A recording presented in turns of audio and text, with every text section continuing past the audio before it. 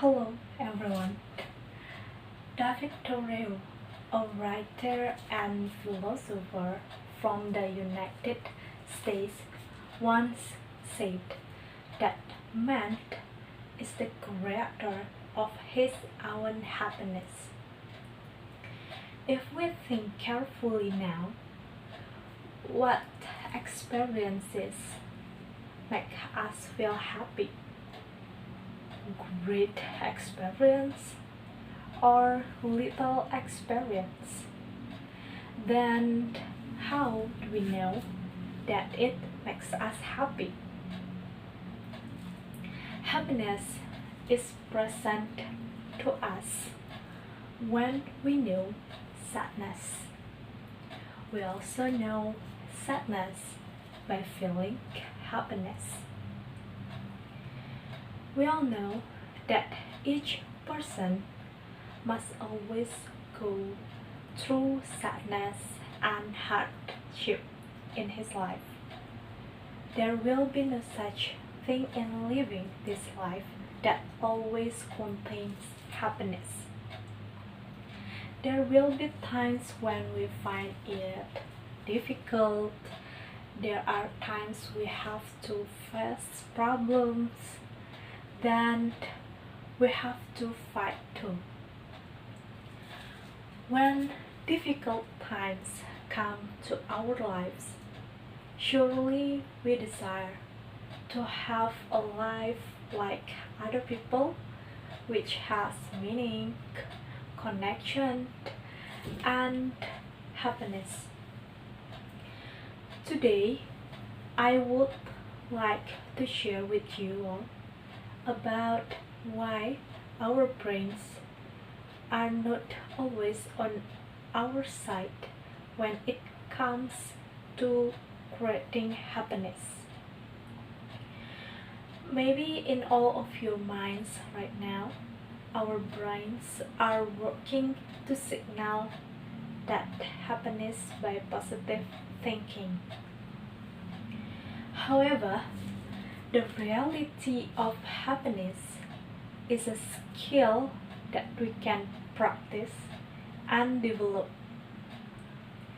So, our brain processes to bring happiness not only by thinking positively, but also implementing positive actions.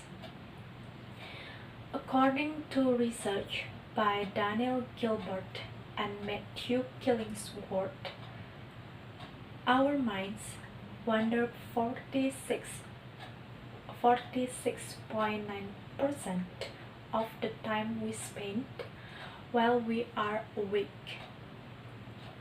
That means almost half of all our thoughts must have a life of its own. Therefore, if you think about it, if you only control for positive thinking, it will be difficult to turn it into happiness. Let's take an example. If I ask all of you to focus your thoughts for 5 minutes without thinking about anything, I doubt all of you will be able to live it. However, if I ask all of you to raise your hands like this for 5 minutes, I think you will all be able to achieve much more than that. What we can take from the example I said earlier is that controlling our thought is more difficult than controlling our actions. Our brains have the ability to develop several cognitive biases that help us categorize and prioritize and sort in information so that it will be easier for us to navigate. It also influences us to look at various situations. A Marbella professor from Harvard Business School conducted research on diaries, in which he had to read people's diaries to explore how they experience everyday life. He sees a pattern that the negative effects of setback are more than twice as strong as the positive effects of success. For example, if we do something, then our friends compliment us on what we do and compliment positive, and however other friends have even complained negative about what we are doing. Thus two comments that don't neutralize each other, but surely compliments negative will leave a stronger emotional mark. So we keep thinking about it, right? Then comes, why do we really think about that complaint negative or that unpleasant emotion? Now, some research says that we have developed a negative bias, which helps our attention to be drawn to unpleasant or possibly threatening information, and this is great for us to ponder, and we associate it with creating happiness. Let me tell you all, there in Savannah, there are people who are struggling to survive every day, but you all here or where you are right now, surely this difference affects how we view our life.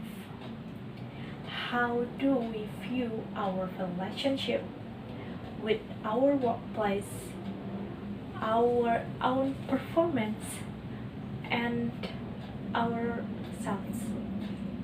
The simplifying few of you say that your brain worries that you'll last the whole day, which in fact is that you are a survivor. So now we know that the brain has this tendency to highlight negative things, and it's very difficult to get rid of just thinking positively. We need positive actions, and some actions are stronger than others. For example, relationships.